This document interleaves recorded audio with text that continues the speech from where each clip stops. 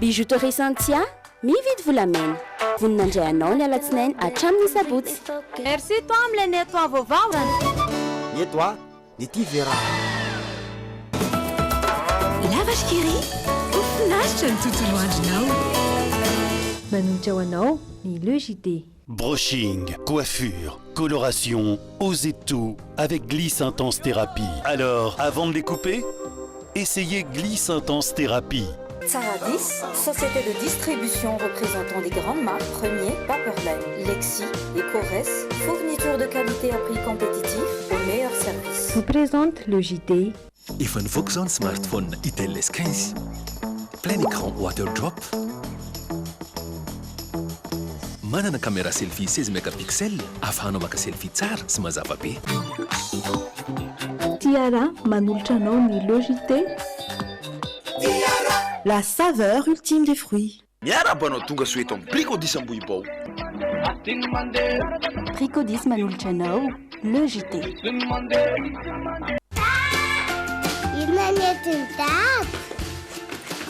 Ty cake, le gâteau matsiro be misy crème. Tsy mitsahatra mikaroka izay tsara ho an'ny zanako sy Lipi. Enao koa raha tianao ny zanakao safidio sy Lipi. Mitsidika ireo toerana maro eto Madagasikara ato anaty Le JT. Miaraka amin'ny Tsaradi. Tsaradi, nosy iray, tsika iray. Ma safidiky numéro 1 malagasy manolotra ho anao.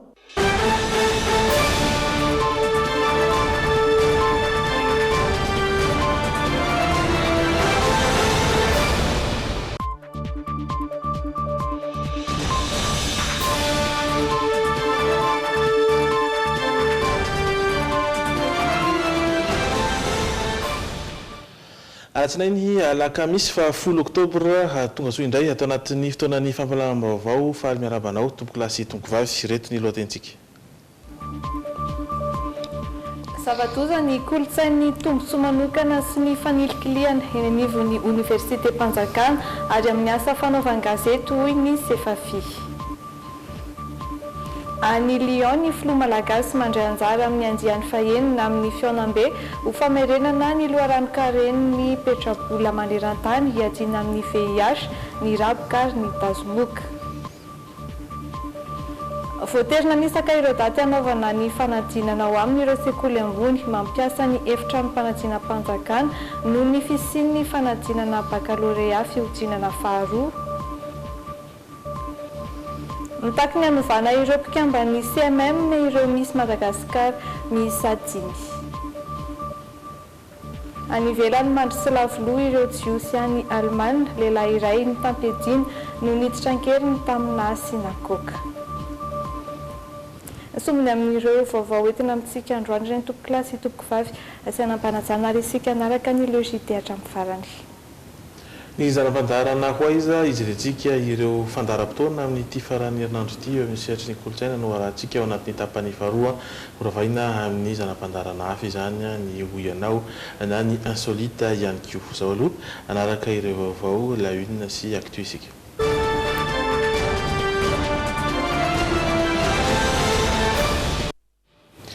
Nanamafy ny mahazava-doza ny kolotsain'ny tombontsoa manokana sy ny fanilikiliana eny anivon'ny Université Mpanjakana ary amin'ny asa fanaovan-gazety sy ny sehatry ny fanaraha-mason'ny fiainam-pirenena na ny Sefafi. Amin'izy ireo dia tsy tokony atao toe-tsaina ny kolotsain'ny tombontsoa sy ny fanilikiliana, mila mitandrina amin'ny fihetsika atao sy ny fitondran-tena ireo mpampianatra sy mpanao gazety fanampanazavana arantsika vetrany. Nampitan'ny sehatry ny fanaraha-maso ny fiainam-pirenena na ny Sefafi tamin'ny alalan'ny fampitam-baovao ireo lesoka eo amin'ny sehatry ny fampianarana eny anivon'ny anjerimanontolo sy ny asa fanaovan-gazety ho an'ny eny amin'ny université. Misy tamin'ireo mpampianatra mpikaroka no tsy manaiky ireo fehin-kevitra tapaka tamina fivoriana lehibe iray. Amin'ireo mpampianatra ireo, misy ny mitaraina fa mahavita 3,000 ora isan-taona mampianatra eny anivon'ny université. Nivoaka tao anatin'ny fehin-kevitra nefa ny amerana ny fotoana iasana tsy ohatran'ny 500 ora ho an'ny taom-pianarana iray. Mampiayay ihany koa ny fandavan'ny Université Mpanjakana anio ny fitantanam-bolany amin'ny lehibe ny fitantanam-bola. no mariny sy efa-fy fa manana andraikitra lehibe eto amin'ny firenena ny mpampianatra eny amin'ny ambaratonga ambony. Tokony ohatra ireo mpianatra izy ireo amin'ny alalan'ny fihetsika amin'ny matandin'ny olomanga sy avaram-pianarana azy. Ho an'ny asa fanaovana gazety kosa indray, maro ireo zava-nisy eto amin'ny firenena ny resana ny mpanao gazety sy ny asany. Nisy ireo raha niakatra teny amin'ny fitsarana noho ny filazana vaovao tsy marina raha ny fampitam-baovao hatrany. Mitaky andraikitra ho ny sevafi ny fananany asa fanaovana gazety fahalalana manao ny asany. Tsy tokony ionona amin'ny sisondresaka ny mpanao gazety fa tokony hoentsitra amin'ny fomba fisanana sy fitiavana karokaroka.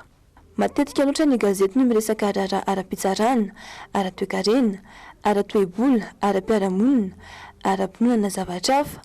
Mampalahelo fa miharihary ny tsy fifehezana ilay izy ary ny hafarany matetika dia manjary milaza laingana zavatra hita miharihary fa diso.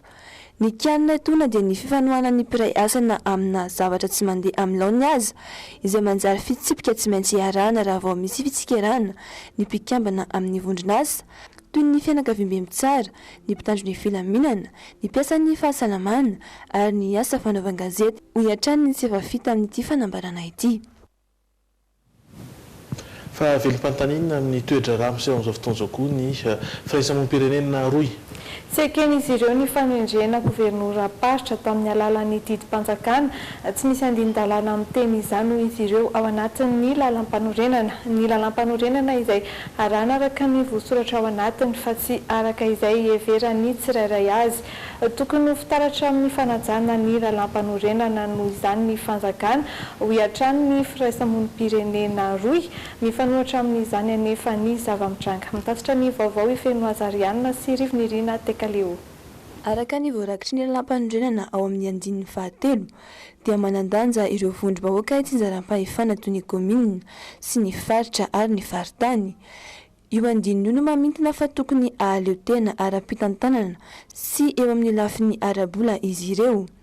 Mahita ny firaisamonim-pirenena fa diso mijabaka loatra anatin'ny andraikitry ny fahefanam-panao lalàna, ny fahefanam-panatanteraka. Nisy ny fandraisana fanapahan-kevitra tsy mifandraika amin'ny lalàna, misy ao amin'ny lalam-panorenana. Everinay fa tokony atsaraina ilay haitondra ampiariny fanjakana amin'izao. Tsy eo ilay hoe fandarahana, tsy eo ilay hoe concertation politique, tsy eo koa ilay hoe respect de la loi. Na tiana na tsy tiana, eo ilay hoe lalam-panorenana dia ho antsika rehetra. Ary eo ilay fandazaina hoe ny fanjakana dia tokony fitaratra. Fa tsisy ny tokony hoe mampirisitra antsika hoe tsy manina raha tsy hajaina ilay lalàna na hoe tsy manina raha mamorona lalàna vaovao izay mifanohitra amin'ilay hoe lalam-panorenana. Mampanahy ireo tompanara-maso ireto ny fanomezan'ny fanjakana teti-bola 2 miliara ho an'ny faritra tsirairay. Mampametram-panontaniana ho izy ireo ny fiaviany vola. Mampiayay ihany koa ny fotoana nanomezana izany amin'izao akatoky ny fifidianana kominaly izao. Manamarika ny firaisamonim-pirenena roy fa andraikitra izy ireo ny manokatra ady hevitra na mitsikera ny fanapahan-kevitry ny mpitondra sy ireo tompona andraiki-panjakana izay tsy mifanaraka amin'ny lalàna. Any Lyon, any Frantsa kosa ny filoham-pirenena sy ny délégation izay tarihina mandray anjara amin'ny andiany fahaenina amin'ny Fianambe ho famerenana ny loharan-karena ny petrabola maneran-tany hiadina amin'ny VIH/SIDA, ny raboka sy ny tazomoka. Vola 4.4 miliara dolara no karoana maneran-tany entina miady amin'ireo aretin'ireo lara-pamiana ho an'ny fitondram-panjakana malagasy rahateo ny sehatry ny fahasalamana mitatitra ny vaovao itrery Edouard sy rivinirina Tekaleo. Ny tanjona voalohany amin'ity fiaonambe ity dia ny hanentanana ireo mpamatsy vola sy ireo firenena misitraka ny petrabola ho an'ny fepitaona 2024 sy 2024. Olona mihoatra ny 17 tapitrisa no efa voavonjina izany sy tamin'ny alalan'ny famatsiana ny 5.9 isanjato ny ady amin'ny raboka ary ny 7.10 isanjato ny tazomoka. Ho an'ny VIH/SIDA manokana dia ny atsasan'ireo fitsaboana anti-rétroviraux dia vatsian'ny petrabola io avokoa. Izay ny maneran-tany. Fa tamin'ny taona 3 no nanomboka ny sitraka io petrabola io Madagasikara ary efa nahazona maherin'ny 7 alina sy 3 hetsy dolara. Mametraka ho laharam-pamehana ny sehatry ny fahasalamana ho an'ny Madagasikara ny filoham-pirenena Andry Rajoelina. Le pays manque cruellement d'infrastructures médicales et celles qui existent sont très vétustes. Avec seulement 2 lits d'hôpitaux pour 10 000 habitants, les malades doivent parcourir de longues distances pour atteindre un centre de santé. Par ailleurs, nous comptons 1428 médecins sur l'île, soit 8 médecins seulement pour 100 000 habitants en zone urbaine et 1 médecin pour 35 000 habitants en zone rurale. Nanao fanamby ny hampitomboana ny teti-bolan'ny ministera ny fahasalamana ho 5 isandrato hatramin'ny taona 2024 ihany koa ny filoha hanohy ny fametrahana ireo hôpitaly sy foto-drafitrasy mikasika ny fahasalamana manerana ny nosy ihany koa. Les chefs-lieux de chaque région et district vont être dotés d'hôpitaux aux normes internationales dans l'optique d'offrir des soins de bonne qualité à tous les malades. Et nous avons déjà commencé à construire plusieurs hôpitaux cette année même. Nous allons également rendre accessibles à toute la population malgache les soins préventifs, dont la vaccination de tous les enfants. Notre objectif est de se rapprocher des communes par la construction des centres de santé de base. Nous déployerons des unités mobiles avec des camions médicalisés pour atteindre les zones reculées et enclavées. Car, à titre d'information, à Madagascar, il y en a 1800 communes enclavées et reculées. Tanjona vaovao ny hanangonana 4 miliara dolara maneran-tany ho an'ny 3 taona ho avy izay ahafahana mamonjy ain'olona 4 trapitrisa voan'ny aretina tazomoka, raboka ary sida. Nandritra ny fandraisam-pitenenana no mbola nanamafisany filohan'ny Rajoelina ireo paikady izay entina hanatanterahana ny vina ny fahasalamana ho an'ny rehetra izay laharam-pahamehana ho an'ny fitondram-panjakana. Olona maro ny vaovao miandrantsika aorian'ny reto dokam-barotra izay ho arahany reto koa mbola manasanao hanaraka ny hatramin'ny farany.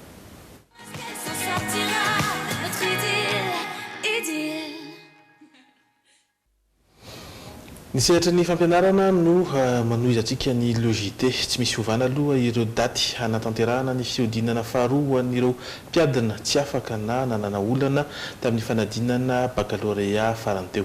Ny taratasy fampiantsoana teo ihany no ampiasaina ho an'ireo izay hiatrika ny fiodinana faharoa, manantona ny ofisin'ny baccalauréat kosa maka duplicata ireo izay nanary izany hoy ny fanazavan'ny tompon'andraikitra tamin'ny alalan'ny Ansatarby.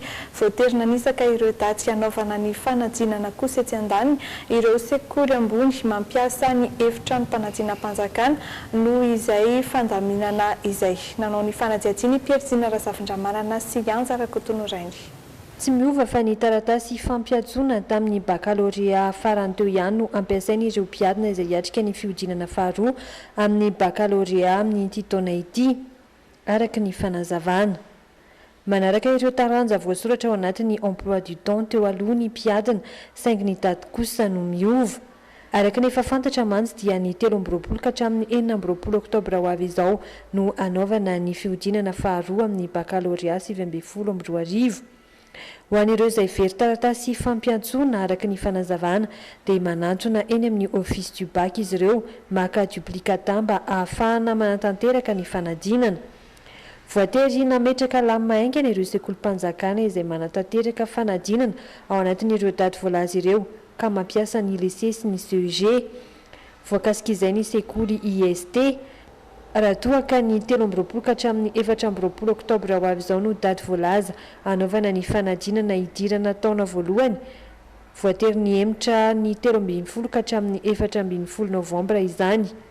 Araky ny fanambarako toa tsisy fikorontanana akory eo amin'ny na fanomanana ny fikarakarana efa ny fampiraharaha zay eo amin'ireo mpiara-miasa zany amin'ny findramana efitrano natanterahana an'io fifanana didirana eto amin'ny izy teo na ny atao Antananarivo zany na ny any Mahajanga atao Masina Antsirabe Fianarantsoa Antsiranana dia efa voalamina tanteraka. Sy mbola fantatra kosa ny daty anaovana ny fanadinana ho an'ireo mpianatra nalana ny fanadinana ao amin'ny CNT MAD araka ity fanambarana ity. ny 2 ka hatramin'ny 5 oktobra ho avy izao ny daty voalahatra saingy noho izany mitotona amin'ny fiodinana faharoa amin'ny fanadinana bakaloria dia nahemitra ho amin'ny fotoana tsy fantatra izany. Mifarana androany kosa ny fanadinana bakaloria ho an'ireo mpiadina teknika tsy mbola nisy ny resaka hatreto mikasika ireo mpiadina teknika na voakasika izay fiodinana faharoa izay ihany koa izy ireo. Fa hitrangana savorovory ny eny anivon'ny commune Talatamaty amin'izao fotoana izao. Savorovory eo amin'ireo mpiasa sasany sy ny mpitantana mikasika ny fitakiana ara-sosialy sy ny fisaboana ary ny fifanarahana arakasa. Nitondra ny fanazavana mikasika izay ny ben'ny tanàna mpisolotoerana androany izay tafaresaka tamin'ny andro Andriamasy sy Rivinirina Tekaleo.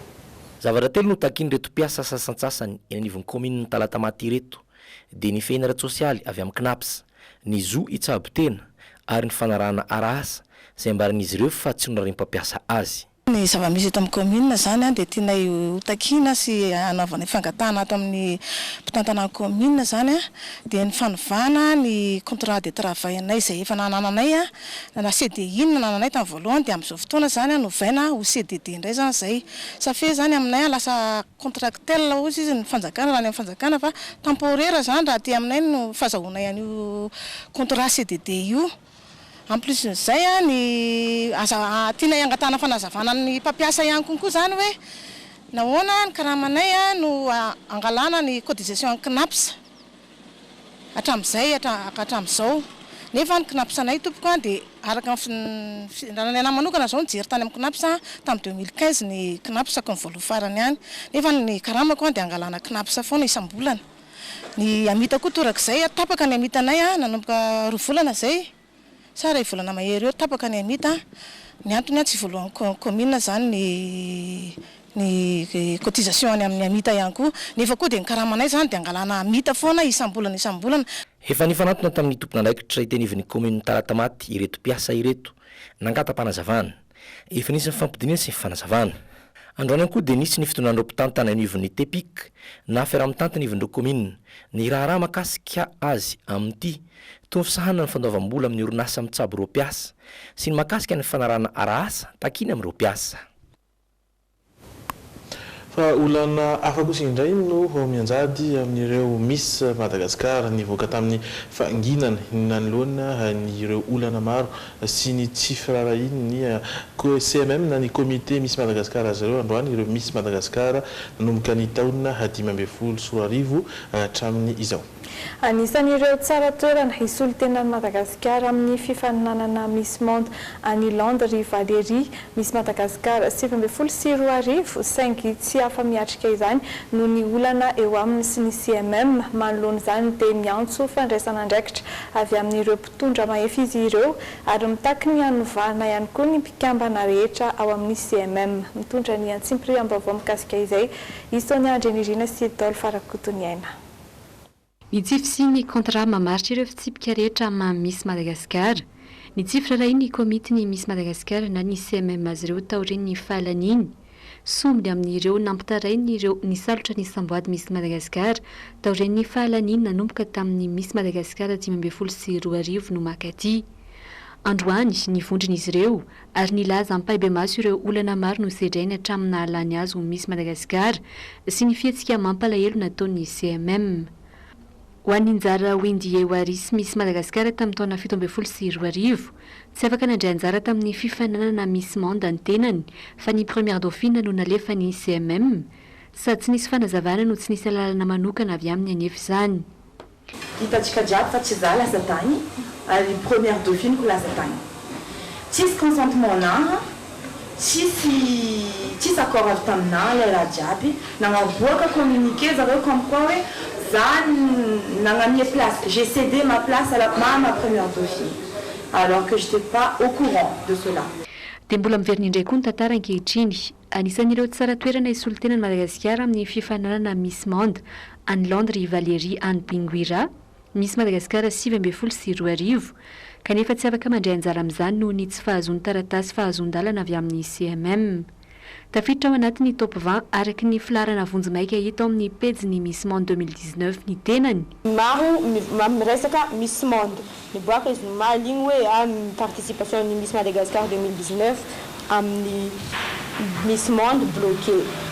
Izy io tsy na bloqué na tsy bloqué fa amin'ny comité igny izy efa tegna bloqué zareo fa naboaka anjareo amin'ny droit de réponse njareo igny tsy tianjareo alefa za fa misy koa publication agny efa agnatin'ny liste za karaha izy io miova mavisanandro satria mbola tsy feno liste ny candidat ka karaha za zao nomaliny za 93 mandraigny 98 arivariva mbola miampy za zao akao mizavako nomaly efa numéro 58 Madagascar finiany possible miova satria mety mbola miampy candidat fa izy io amin'ny comité agny licence ny raha io de mila validation zareo avy amin'ny comité vao za afaka miparticiper mba agnamora ny visa andianako akagny satria tsy maintsy mila edinjareo zegny za agnatiny mivalide izy azahoako an'le visa hoe comme quoi za marigny représentante ny Madagascar amin'ny fifananana Miss Monde 2019 nefa zareo zahay magnantso impiry tsy mahazo olon-trafa magnantso reo tsy mamaly tsy haiko amin'izay karakory ataoko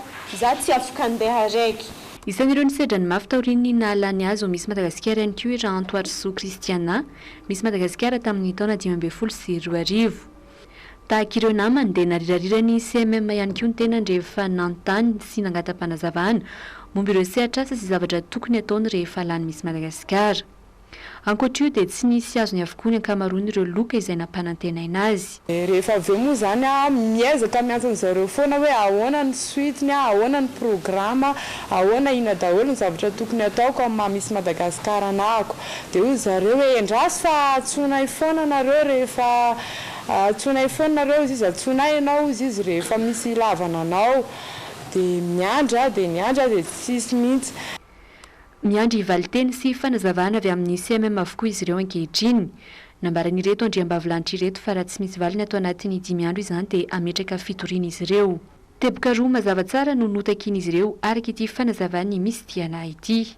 Hoe midissoudre comité io zegny dia avy eo tegna hoe misy prise en charge le misy lany ireo. Avy eo ny tegna angatanay atsindrainay mafy zegny amin'ilay comité iforonigny vaovao zegny mba misy olon-tegnanay ancienne agnatiny ao ancienne miss de 2015 jusqu'à 2019 zay fangatananay. Andrasana laky izany izy mety toy ny tirara ity milaza ny tondra fanazavana ihany koa rampitsony eo anivony komitiny Miss Madagascar. Ao anatin'ny fiara-miasa eo amin'ny Madagasikara sy Frantsa dia mpandraharaha frantsay ambolina no tonga nikaroka fiara-miasa tamin'ireo mpandraharaha sy fanjakana malagasy tamin'ity herinandro ity. Mpandraharaha maro sy mpitondra fanjakana no nanompana ny fotoana ny hionana tamin'ireo mpandraharaha frantsay ireo mitatitra ny vaovao mandizina izay Andry Lalaina Andriamasy sy Daoly Farakotoniaina. Mpandraharaha frantsay misy 3 mpikambany MEDEF izay misehatra amina zavatra maro toy ny fotodrafitrasy, angovo, fitaterana, fahasalamana, teknôlôjia vaovao, fandrarana ara-bola, fizahantany sy maro hafa no tonga nitady fiara-miasa tamin'ireo mpandraharaha sy orinasa eto Madagasikara tamin'ity herinandro ity. Cette mission témoigne donc de la place que provony fiara-miasa so amin'ny Frantsa sy Madagasikara izao ao anatin'ny fanabeazam-boho ny tanjaky ny tsena anatiny eto Madagasikara sy mba hahafahan'ireo mpandraharaha frantsay ivarotra, anangana, ampiasa volo, andray anjara fisandrata Madagasikara izay ao anatin'ny fanarana maharitra ela. Izy rehetra dia vokatry ny diany filoham-pirenena Andry Nirina Rajoelina tany Frantsa ny volana May lasa teo.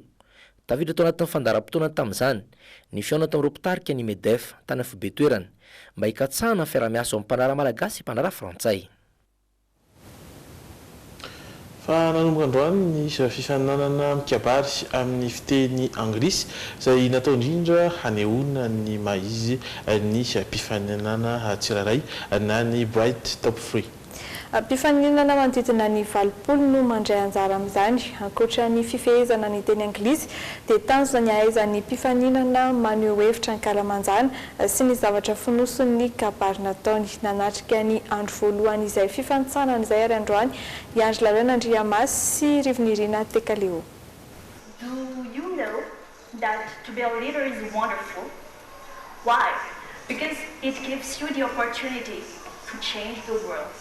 asehoany ao anatinao nofehezina tamin'ny lohahevitra io ny fananana mikabary amin'ny fiteny anglisy na ny bright top free fananana izay nanomboka androany teny amitramokon'olona aisotry samy nanana lohahevitra niraisy ny ireo mpifaninana nisa 10 androany tsy voatery izany foana zany zavatra entin-jareo le titre ny topikin-jareo zany mety samy hafa be mety resaka agriculture mety resaka momba ny vehivavy ny fahasalamana mivelatra be zany le izy fa maneho fotsiny hoe misy ao anatin'le olona zany le fitariana zany le leader de ohatrany hoe fomba hitsarana an'le topika le izy zany misy balote omenan'ny mpitsara ao de jerena zany ino manahoana le créativité any manahoana ny naturalité n'izy miteny mandray fitenenana de manahoana ny gesteny de ny teny anglisiny koa mety ve sa eo de le hevitra anatin'le hevitra entiny koa zany iny koa anisan'ny jerena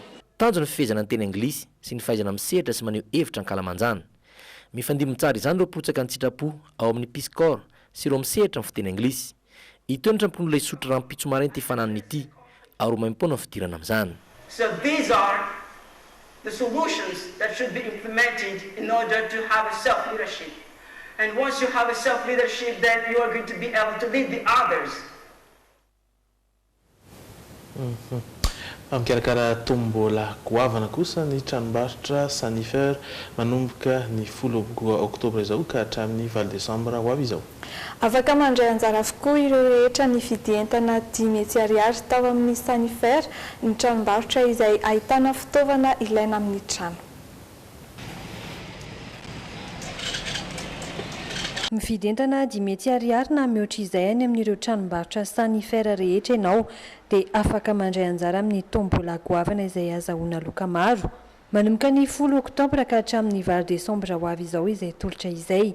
Du 10 octobre au 8 décembre 2019 izao ity tombola ity dia any magasin Sanifer rehetra izay misy eto Antananarivo sy ihany koa amin'ny alalan'ny site web ahafahan'ny olona any amin'ny province mivatsy ny entana ato amin'ny Sanifer dia afaka mandray anjara amin'ny tombola io ihany koa rehefa mividy entana mitetina à partir de 500 000 ariary na 10,000 ariary. Sahaza ny tsirairay ary tsara kalitao ireo entana ato amin'ny Sanifer satria efa voafantona avokoa mba hanomezana fahafaham-po ny tsirairay. Hita ato avokoa ireo fitaovana ilaina amin'ny trano toy ireo karazana jiro isan-karazany ireto. Eo ihany koa ny karazana loka izay misy eo amin'ny arivo mahery eo. Nous essayons d'offrir à notre clientèle une gamme, un éventail de prix qui va de prix marché, c'est-à-dire un premier prix, un prix de bataille qu'on appelle, un moyenne gamme et un haute gamme. Mezaka hatrany izahay manome fahafaham-po ny mpanjifa araka ny fanambarateo dia avy amin'ny firenena maro ny entana ato aminay. Misy ireo entana européenne sy ny maro hafa mba hisiny ny karazana entana. Marque bien évidemment européenne et nous avons également des marques d'Afrique du Sud comme National Ceramique. Koa ararao tiary fa amin'ny 10 oktobra ka hatramin'ny 20 desambra irery ihany no misy an'io tombola goavana io ato amin'ny Sanifer eny Alarbisy Akadimbahoaka Tanjombato ary John Bosco Rakorondrano hatreto no ahitana ny tranombarotra Sanifer. Any Allemagne indray dia mandry tsy lavolofy ireo jiosy any an-toerana. Lehilahy iray mitambiadina no mikasa hiditra an-keriny tamina sinagogy iray tany Halle. Na izany aza vokatry ny tifitra nataon'ilay lehilahy olona roa no maty ary roa hafa naratra. Sinagoga sy toeram-pisakafoanana turka no voalaza fa nokendren'ilay mpitifitra hoy ny polisy. 17 taona ilay lehilahy voaroroy raha ny fanazavana trany ary voalaza fa avy amin'ny antoko farany ankavanana izay manindraindra ny fankalana jiosy.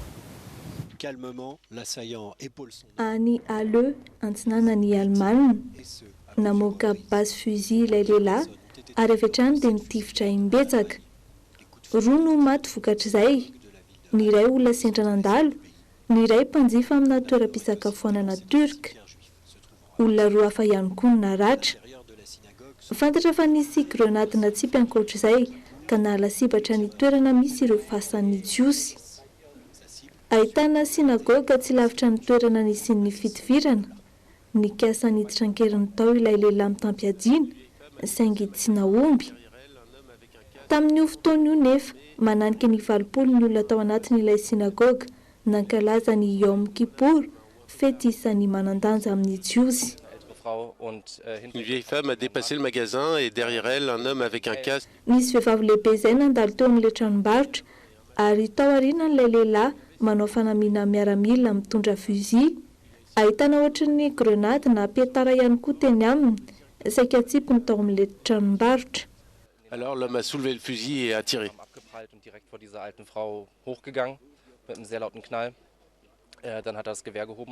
Taoriny azalambona taon'ny polisy voasambotra ilay lehilahy voaroroy ho nitifitra ka nahafaty olona. Le tireur s'est alors enfui dans une voiture. Nitondra fiara nitsoaka ilay lehilahy nitifitra saingy tratran'ny polisy izy ivelany renivohitra.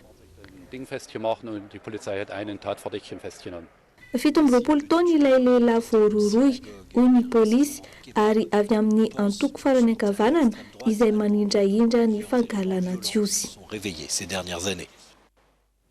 Any Tunisie kosa indray nivoaka ny fonja ny candidat Nabil Karoui izay isan'ny atrika ny fiodinana faharoa amin'ny fifidianana filoham-pirenena. Isan'ny takin'ny mpanohana azy ny hanemorana ny fifidianana izay tokony ho atao ny alahady izao.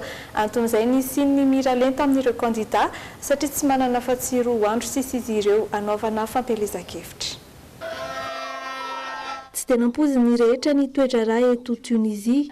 Efatrandro mialohan'ny fiodinana faharoa ny fifidianana filoham-pirenena nivoaka ny fonja ary nahazo fahafahana ny candidat Nabil Karoui. Nahavoaroroy azy ny resaka fampitsiam-bola sy ny fanaovana osika amin'ny hetra, saingy toy ny mahery fo teto no nandraisany mpanaradiany azy. Ho an'ny mpanohana, tetikady politika no nanakatrana ny Nabil Karoui, takin'izy ireo noho izany hanemorana ny fifidianana tokony atao ny alahady izao. 2 andro sisa zany no ahafahanay manao fampelezan-kevitra. Tombotsoan'ny firenena ny fanemorana ny fifidianana, amin'izay miralenta ireo candidat, mahatoky ny androm-panjakana sy ny voameram-pifidianana izahay. Tafiditra ao anatin'ny dingan'izay fampelezan-kevitra izay ny ady hevitra amin'ny fahitalavitra Rampitsoarivo ifanandrinan'ny Nabil Karoui amin'ny Kais Saied, candidat nanatombo isa 3 raha mitaha aminy tamin'ny fiodinana voalohany ny fifidianana filoham-pirenena. Eo amin'ny mpanao lalàna, mitana ny laharana faharoa ny antoko Kalb Tons misy an'i Nabil Karoui nahazo toerana 73 amin'ny seza 17 sy 900. Recul par rapport à 2011. Izay aloha no natolotra tamin'ity tapany voaloha ty ary ampatsahivina aminao ny vaovao savadoza ny kolotsaina ny tombontsoa manokana sy ny fanidikiliana eny anivon'ny université Mpanjakana ary amin'ny asa fanaovan-gazety hoy ny Sefafi. Any Lyon ny filoha malagasy mandray anjara amin'ny andiany fahenina amin'ny fiaonam-be ho famerenana ny loharan-karena ny petrabola maneran-tany sy adina amin'ny VIH ny raboka ary ny tazomoka laharam-pameana ho an'ny Madagasikara ny sehatry ny fahasalamana. Voaterina nisaka ireo daty hanaovana ny fanadinana ao amin'ireo sekoly ambony mampiasa ny efitra mpanadinana Mpanjakana noho ny fisian'ny fanadinana baccalauréat fiodinana faharoa ary mitaky ny hanovanana ny mpikambana eo anivon'ny CMM na ny comité Miss Madagascar ireo Miss Madagascar miisa 5. Indro kosa ratsidika amintsika ireo zanam-pandaharana manaraka ho arahantsika rehefa avy eo. Hovitinina amintsika ao anatin'ny waiza ireo fandaharam-potoana ny hetsika ara-zavakanto sy ara-kolotsaina izay ho totosaina eto an-drenivohitra sy any Antsirabe. Iompana amin'ny fandrarana ny vehivavy tsy afaka hijery baolina kitra any Iran kosa ny insolite. Ary ny hoianao dia mahakasika ny fantanina momba ny faritra atsinanan'ny Madagasikara. Hiady vetivety anatin'ny dokam-barotra resika ary verineto hiaraka anaraka ireny zanam-pandarana ireny.